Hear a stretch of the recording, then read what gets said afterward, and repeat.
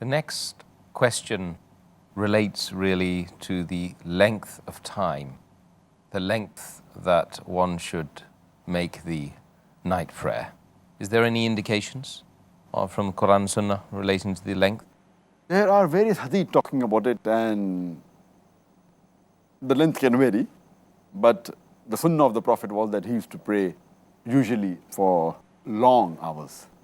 And the hadith in Sahih Bukhari, volume number 2, in the book of Tahajjud, hadith number 1135, that Sahaba says that I joined the Prophet one night while he was offering the Qiyaam-Ul-Layl.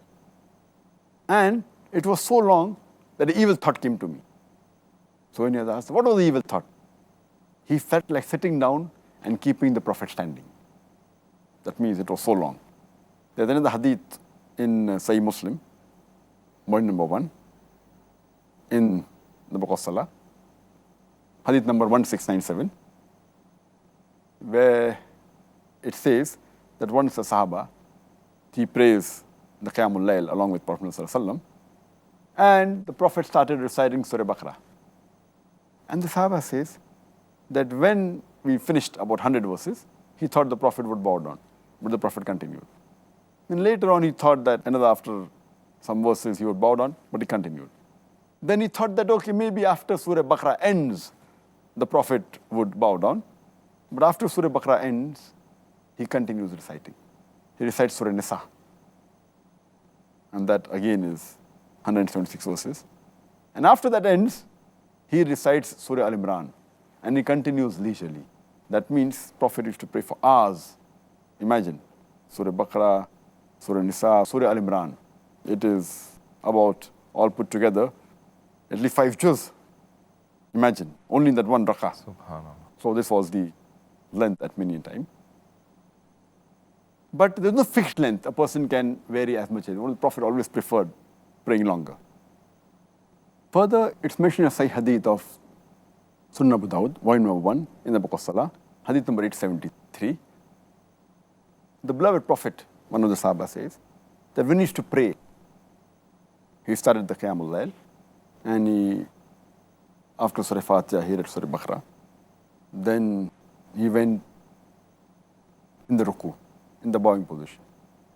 And when he was in the bowing position, he stayed there as long as he was standing before. Then he got up, he put his head straight, and he was in the standing position till as much time as he was in the bowing position. Then he goes to the sujood. And the Prophet was, but naturally says that he said Subhana bin Nazim in the ruku, glory be to Allah. And then in the sujood he says Subhana bin Allah, glory be to Allah who is the highest. And he was in the sujood position as long as he was in the standing position.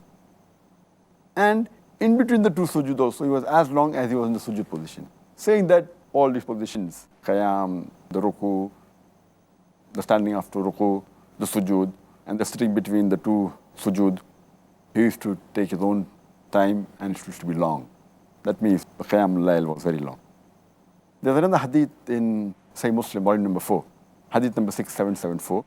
Hazrat Aisha, may Allah be pleased with her, she says that the Prophet, while offering Qiyaam-Ul-Layl, the night prayer, he used to stand for such long hours that his feet used to swell.